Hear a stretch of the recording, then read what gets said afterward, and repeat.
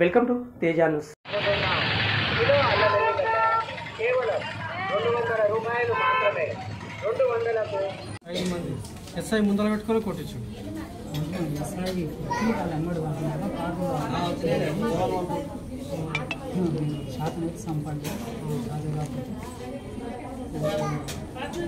Police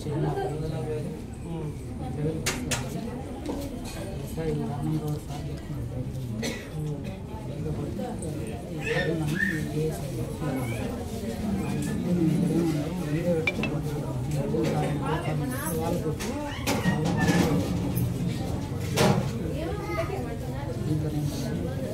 phone చేస్తే ఫోన్లో వాళ్ళు చేసేస్తాను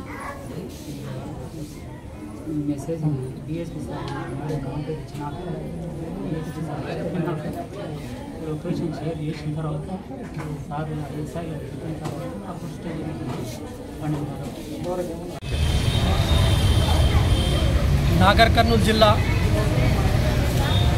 పసుపుల గ్రామంలో ఎజ్రా పాస్టర్ను అప్పు ఉన్నాడని కిడ్నాప్ చేసి చిత్రహింసకు గురి చేయడం జరిగింది. రమేష్ నాయుడు అనే వ్యక్తి ఎజ్రా పాస్టర్కు దాదాపు 7 లక్షల పైన అప్పించిండు. అందులో 3 లక్షల రూపాయలు పే చేసిండు. మిగిలిన 4 లక్షల రూపాయల కోసం ఎజ్రా పాస్టర్ను 3వ తారీఖున ఆయన ఇంటికి వెళ్ళి ఆ ఇంట్లో ఉన్న సామాన్లు ధ్వంసం చేసి అడ్డొచ్చిన భార్యను పిల్లల్ని కొట్టి విపరీతంగా కట్టెలతోటి కొట్టినటువంటి రమేష్ నాయుడు పైన చర్య తీసుకోవాలి. అప్పుడే 100 డేలకు ఫోన్ చేస్తే 100 డేలు వచ్చిన పోలీస్ సిబ్బంది వచ్చినా వాళ్ళు ఆగకుండా పోలీసుల ముందునే అప్పు కోసం మరి చిత్రహింసలకు గురి చేసిండ్రు. అక్కడి నుంచి police station near by police station Koderu police స్టేషన్కి వెళ్తే కూడా అక్కడ ఉండే ఎస్ఐ జగదీష్ కూడా రూల్స్ను ఫాలో కాకుండా అంటే అప్పు చేస్తే చంపొచ్చు అనేటువంటి ఆలోచన ఆయన అప్పించిన వాళ్ళకు ఎంకరేజ్ చేస్తూ ఆయన్నే ఎస్ఐ జగదీషే ఎవరైతే ఇతర బాధితుల్ని చాలా సందులు ఇరికించుకొని బెల్ట్తో విపరీతంగా కొట్టడం జరిగింది. నేను అంటున్నా ఒకటి పోలీస్ డిపార్ట్మెంటును నాగర్ కర్నూలు వేదికగా బహుజన్ సమాజ్ పార్టీ మిమ్మల్ని ప్రశ్నిస్తుంది. నిజంగా అప్పులు ఇచ్చిన వాళ్ళు ఇట్లా చేస్తారా మీరు? అట్లంటే మరి ఈ ప్రాంతంలో సాయిబాబా అనేటువంటి వ్యక్తి కూడా మరి చాలా అప్పులు చేసిండు. మరి ఆ అప్పులు ఎగ్గొట్టి మరి చాలా ఇట్లా చేస్తే మరి ఎవరు కూడా ఇట్లా చేయలే అంటే పేదోళ్ళకు ఒక న్యాయం, బలిసిన వాళ్ళకు ఒక న్యాయం అని బహుజన్ సమాజ్ పార్టీ అడుగుతుంది. పోలీస్ డిపార్ట్మెంట్ను జిల్లా యంత్రాంగాన్ని ఎస్పీ గారిని ఒకటి అడుగుతున్నా, 3 తారీఖు నుంచే కిడ్నాప్ చేసి 4 తారీఖు నైట్ అంతా ఒక దాబాల పెట్టి చిత్రహింసలు గురి చేస్తే ఇంకెక్కడి ఫ్రెండ్లీ పోలీస్ అని బహుజన్ సమాజ్ పార్టీ మిమ్మల్ని అడుగుతుంది. ఫ్రెండ్లీ పోలీస్ అంటే ఇదేనా? 100 డేలు అంటే ఇదేనా అని మేము డీజీపీ గారు మాకు సూటిగా సమాధానం చెప్పాలి. ఇక్కడ పోలీసులు డైరెక్ట్గా పోలీస్ స్టేషన్లో కూర్చోబెట్టి పోలీస్ స్టేషన్లో కొట్టడం అమానుషమని మేము అంటున్నాం. నిజంగా ఒకవేళ తప్పు ఉంటే చట్ట ప్రకారంగా కోర్ట్స్ ఉన్నాయి ఎందుకోసం అని మేము అంటున్నాం. కోర్టులు తప్పు చేసినోడికి తర్వాత అప్పించినోడికి చట్ట ప్రకారం కాకపోతే రూల్స్ ప్రకారం వైపీ ఫైల్ చేయాలి, లేకపోతే ఈపీలు ఫైల్ చేయాలి. చట్టాన్ని ఉల్లంఘించి పోలీసులే డైరెక్ట్గా బాధితులను చంపుతుంటే ఇంకెక్కడి ఈ యొక్క ప్రభుత్వాన్ని హెచ్చరిస్తున్నాం. ఇప్పటికైనా పోలీసు యంత్రాంగం ఎవరైతే ఎజ్రా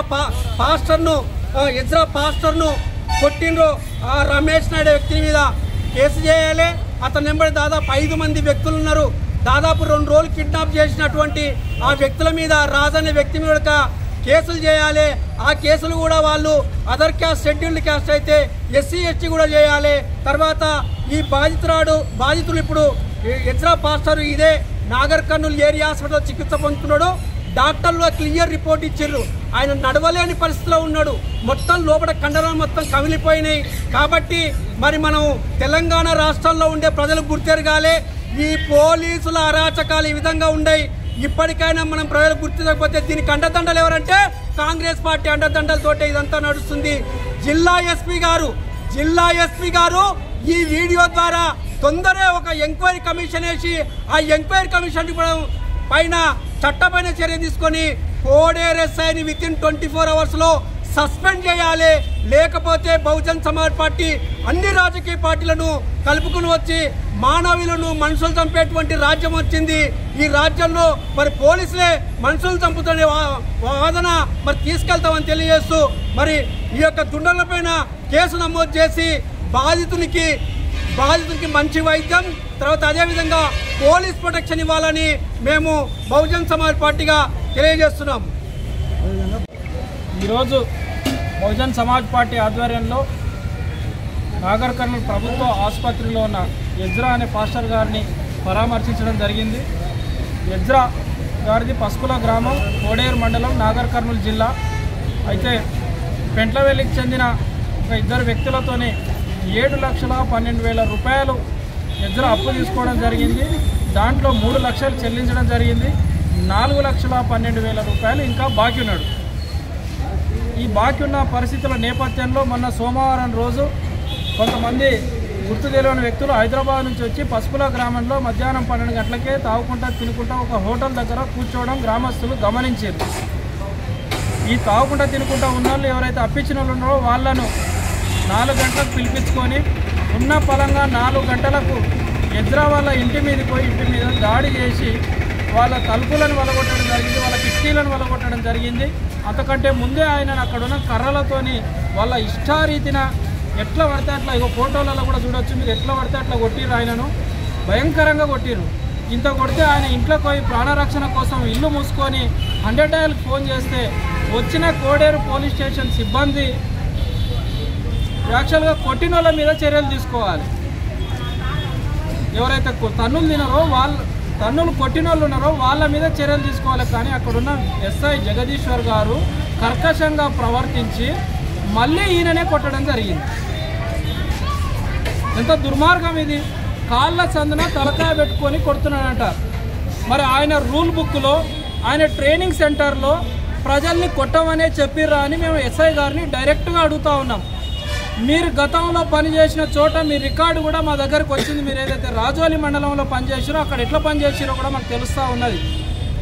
ఈరోజు అక్కడున్న అధికార పార్టీ అండదండలతో గత సంవత్సరం క్రితం ఒక టీఆర్ఎస్ నాయకుడిని చంపితే దాని మీద ఐపు సోయిపు లేదు. చెంచు మహిళను తీసుకుపోయి ఇదే విధంగా జీతం పెంచమని అడిగిన చెంచు మహిళను తీసుకుపోయి రూమ్లో వేసి కొడితే ఆ కేసును పోలీసు వాళ్ళు నీరు గారుస్తారు. ఈరోజు ఎజ్రా కన్నా న్యాయం జరుగుతుందా జరగదా అని మేము అడుగుతూ ఉన్నాం.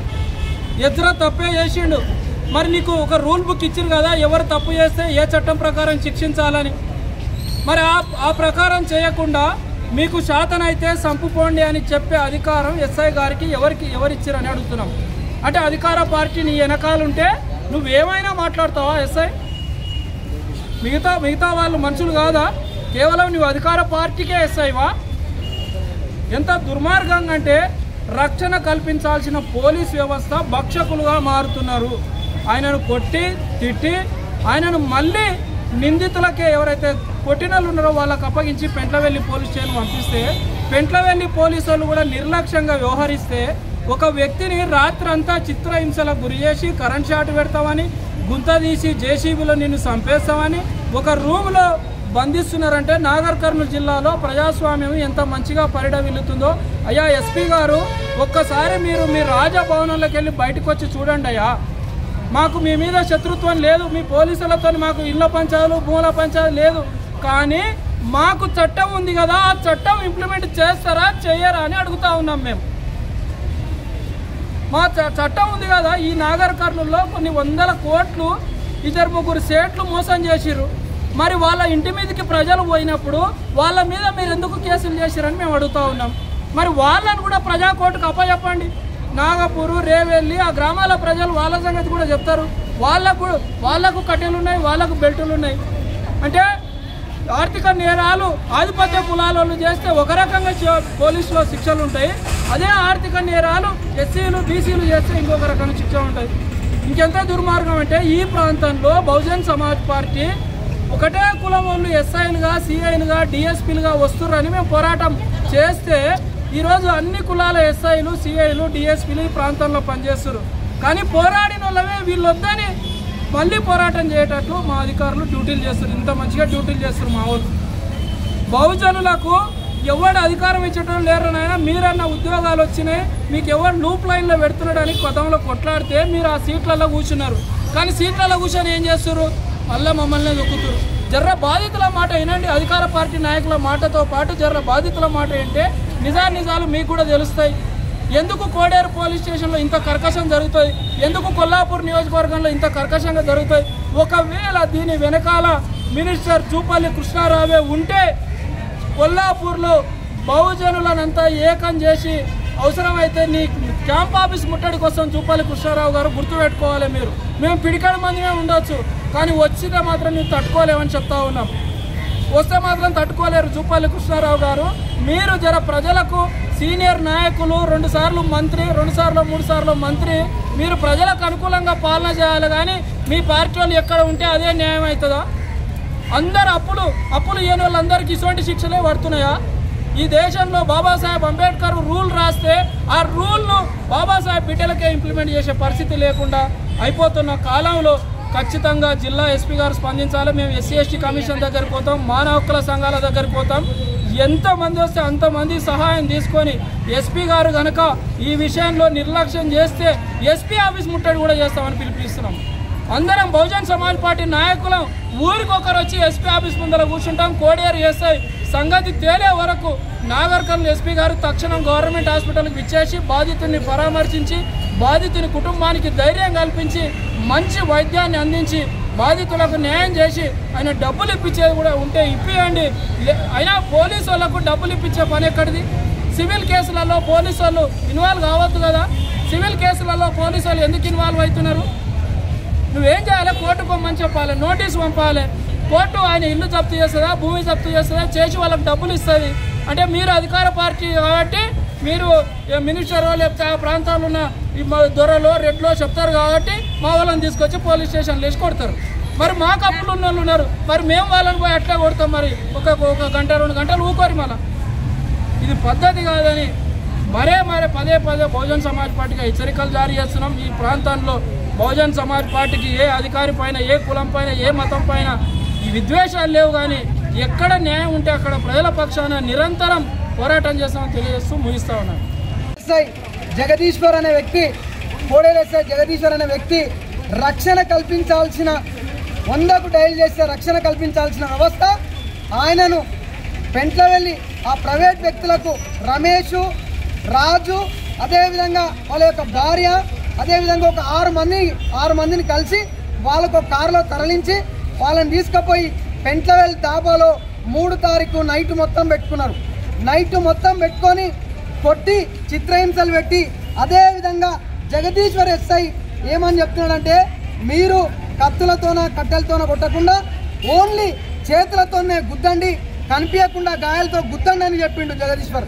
ఆ విషయాన్ని చెప్పి అక్కడి నుంచి పెంట్లవెల్లి తరలిస్తే పెంట్లవెల్లిలో దాబాలో నైట్ మొత్తం కూర్చొని ఇబ్బంది పడి వాళ్ళు మందు తాగుకుంటా దాబాలో ఇష్టారీతంగా కొట్టి, అదేవిధంగా నీ కుటుంబ సభ్యులు రాకుంటే నిన్ను ఈ డబ్బులు కట్టకుంటే నిన్ను చంపేస్తాం, జేసీబీతో గుంత తీసినాం, అదేవిధంగా కరెంట్ షాట్ పెడతాం, అదేవిధంగా రాంపురం పెంట్లవెల్లికి సంబంధించిన ఒక వాగుంది, వాగులో పడేస్తామని చెప్పడం జరిగింది.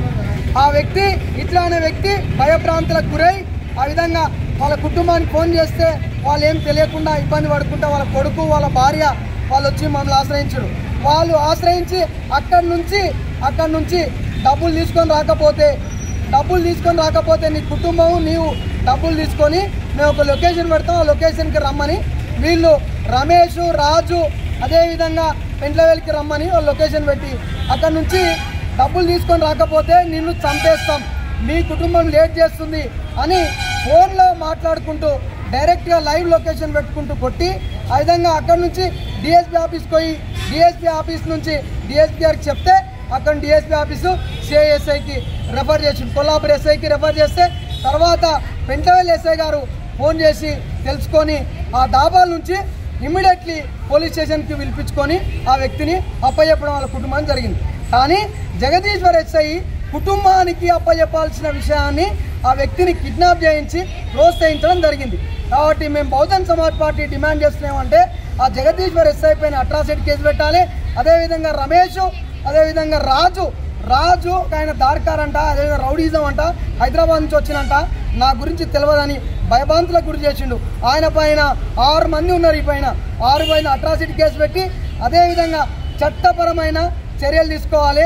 ఆ విధంగా ఎస్ఐ సస్పెండ్ కావాలని బహుజన్ సమాజ్ పార్టీగా డిమాండ్ చేస్తున్నాం. జై భీమ్, జై భారత్.